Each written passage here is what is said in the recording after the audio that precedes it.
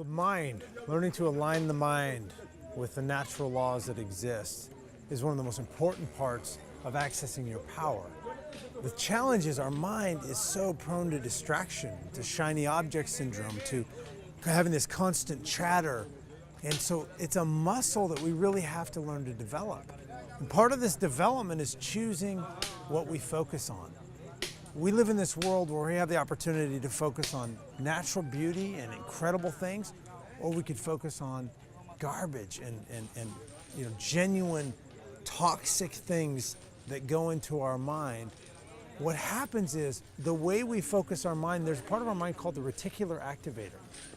And the reticular activator is what gets us to pay attention to things. And so whatever we focus on tends to start to grow and increase. Here we are in this incredible place of variety and of nature and all these beautiful things. And some people here on planet Earth choose to find their business sorting through trash. And I'm not judging them. I just can't imagine what goes on inside their mind to say, this is my opportunity, this is where I have an opportunity to grow. And my heart goes out for them. And some people in the same area find other opportunities.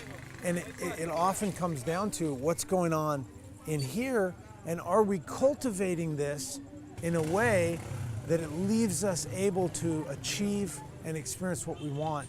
Or are we cultivating this for destruction?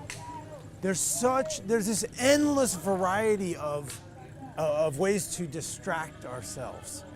And a lot of us tend to go through our entire life experience distracted.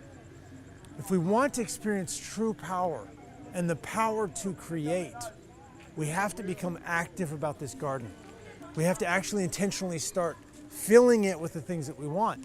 The way I look at it is there's different vibrations, right? Some thoughts, think about food, right? Certain food, some of it's gutter food, some of it's trash, some of it is middle ground vibration, and some of it's the higher vibration. The same thing with distraction, right? There's some music that degrades and brings us down and brings us to a lower vibration. There's other music that uplifts and exalts and leaves us in this place of feeling fantastic and powerful. And so as you start to go down this path of taking on this power, you have to decide what your filters are. Because if you allow everything in, if you choose to focus on garbage, you will experience more of that. And if you choose to focus on light and creation and power, you will experience more of that. One of the biggest challenges that we face is the inner dialogue of shame. And this is something that I dealt with for decades of my life. Shame is when we take on a story that says, I am bad. Right? We do things in life. We all make mistakes. We do things we feel ashamed of. And we internalize it and we say, I am bad. Rather than saying the healthy thing, which would be, I did something that didn't serve me, but I'm still a human being that has value. That would be the appropriate thing. But generally we don't think like that. At least I didn't a lot. And look, I still have it come up for me. If I do something that's compulsive or something that is out of alignment with my values, then afterwards I have kind of this sick feeling. And I often go into this place of like, who am I? If here I'm teaching these principles, I know these principles, and if I don't live them, I must be awful, I must be unlovable. If people saw that I wasn't perfect, then they wouldn't love me. That's the dialogue of shame. And if we want to create in our life our purpose, we have to learn to transcend that dialogue of shame. We have to learn a process. So this is basically how I do it. When we go into shame, generally we'll act out in a certain way. We act out in a way that we're ashamed of, that makes us feel bad. We think that we're not lovable, or that we don't deserve to have things because we've done things bad. And then that leads to this process of trying to control things, right? We want to make up for it. I'd always want to be a really good Boy Scout. If I had done something bad or shameful or dark, then I was going to really make up for it by doing extra service or being extra good. And that's what's called the control phase of the shame cycle. But because that control phase is about self-abuse, it's not about taking care of ourselves. It's about condemning ourselves for being bad. It puts us out of balance. Once we swing out of balance because we've been pushing too hard, we go into this place of our brain going, uh-oh, they're trying to kill us again. Guess we better turn the cravings on to get things back in order. And our brain will search our memory banks and go, let's see, how did they get back in order in the past? Well, they acted out compulsively in this behavior, something intense to shift the feelings. And our brain will crave those things again. We swing into that part of the shame cycle, and we start to have this cycle of cravings. And when the cravings kick in and we go, yeah, I swore I would never do that thing again. I swore I would never act out that way again. And now I'm craving it. The thing I said I'd never do, now I'm wanting to do it. And what happens is that shame kicks in, and then at a certain point of imbalance, our brain shuts off the frontal cortex. We act out like a dog, like an animal, and then we end up in this place of repeated shame, right? When the blood flow comes back to the frontal cortex, we go, I've done it again. I can't believe it. I swore I'd never do it again. Now I've done it again. I must be this horrible, awful, rotten person, and we repeat this cycle.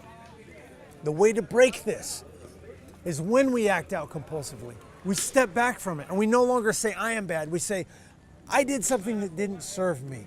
I did something that left me feeling sick. I did something that harmed another person. And we take a look at it, and instead of assessing that I'm bad, we go, I wonder what I was really looking for. Did I need a connection? You know, in Alcoholics Anonymous, they talk about hungry, angry, lonely, tired. Was there some imbalance in my physical body? Did I need rest? Did I need to let stress off? Did I need some diversion? I need some connection. Do I need some spiritual connection? Did I need being in nature? Whatever it was that I really needed. And instead of abusing ourselves and beating ourselves up, we go into a place of self-care. And we start to actually go after the need that we really have. And as we do that, we break out of this cycle and start to take care of ourselves in a better way, and we don't have as much need to escape from it. So as you take on this journey of the mind, I'm going to teach you some tools of creation. I'm going to teach you some aspects of how you can use this to really get to this place where you can create the life that you want to live. And you can rise up from these places, from the rubbish and the garbage where you've been playing, and come to a place where you get to call inside of yourself that higher purpose. And you get to listen from within and get to this place of being able to live the dream that you thought was possible, and actually take that dream and access your power and turn it into something real.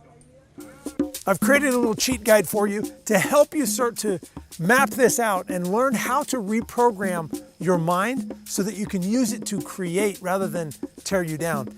If this is something that's interesting to you, just click on the link on this page, click on the button, and I'll send you the information, and you can start today living these 7 irrefutable laws of power.